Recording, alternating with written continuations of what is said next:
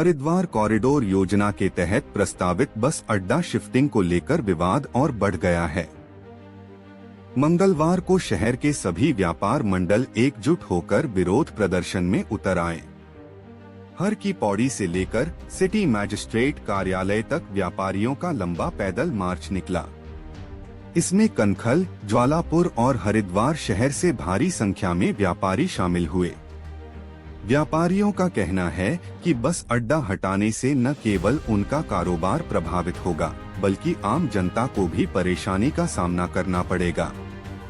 उनका आरोप है कि बिना उनकी सहमति के लिया गया यह निर्णय लोकतांत्रिक व्यवस्था के खिलाफ है।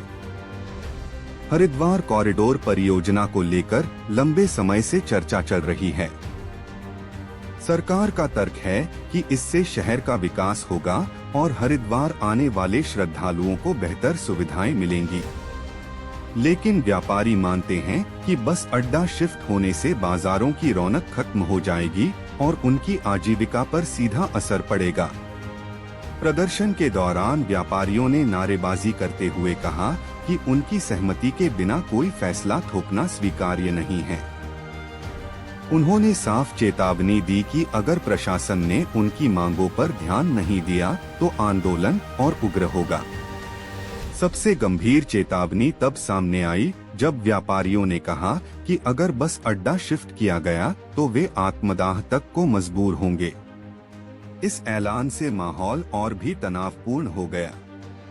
सिटी मैजिस्ट्रेट कार्यालय पहुंचकर व्यापारियों ने ज्ञापन भी सौंपा और साफ कहा कि वे विकास के विरोधी नहीं हैं, लेकिन विकास की आड़ में उनके भविष्य से खिलवाड़ किसी भी हाल में मंजूर नहीं। हरिद्वार का यह विवाद अब प्रशासन और व्यापारियों के बीच टकराव का बड़ा कारण बन चुका है। अब देखना यह होगा कि सरकार इस विरोध पर क्या रुख अपनाती है और क्या कोई सहमति बन पाती है। शहर व्यापार मंडल का एक व्यापारी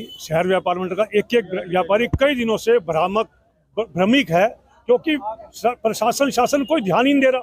इस तरीके से वीडियो घूम रही है, कहीं सड़क का नाप हो रहा है, कहीं गलियों में नापा रहे हैं, कहीं ये जाएगा वो जाएगा, बस अड्डा स्थानांतरण होगा, कहीं डीएवी की तरफ देख रहे हैं और शराब के ठेके के बराबर में जमीन देखी जा रही है बस अड्डे के लिए। तो इस चीज को देखते हुए ये व्यापारी बार बार पूछ रहा है, और जब बार बार पूछता है तो फिर फोन आते हैं कि आपने ऐसा ये कर दिया वो कर दिया। अरे भाई आप बता तो दो कर क्या रहे हो। जब हमारे माननीय मुख्यमंत्री जी को हमने ज्ञापन दिया ऋषिकुल में, आपको याद होगा 1.5-2 साल पहले की बात है, जब उन्होंने हमारे को कहा था कोई भी योजना बनेगी स्टेक होल्डर को, व्यापारी को साथ में लेकर बनेगी, तो आखिर क्यों ऐसा हो रहा है? क्या कर रहे हैं? यही कर रहे हैं कि हम इसके बस अड्डा स्थानांतरण और तोड़ फोड़ के खिलाफ हैं। किसी भी योजना में, किसी भी सरकारी योजना में अगर शहर तहस नहस होता है, एक एक व्यापारी सड़कों पे होगा। अभी तो कुछ भी नहीं हुआ, और आने वाला अगर ये इसी तरह से शोषण करेंगे व्यापारियों का, एक एक व्यापारी सड़कों पे होगा, दुकान बाजार बंद होगा, यात्री को पानी तक नहीं मिलेगा। आखिर क्या है, वजह क्या है? देखिए, ये प्रदर्शन उस व्यवस्थाओं के है लिए जो शासन प्रशासन बनाना चाहता है, और हम वो व्यवस्था बनाने नहीं देंगे। चाहे वो कॉरिडोर के नाम पे तोड़फोड़ हो, सौंदर्यकरण के नाम पे तोड़फोड़ हो, बस अड्डे को यहाँ से शिफ्ट करने के लिए तोड़फोड़ हो, हमारा बिल्कुल विरोध है।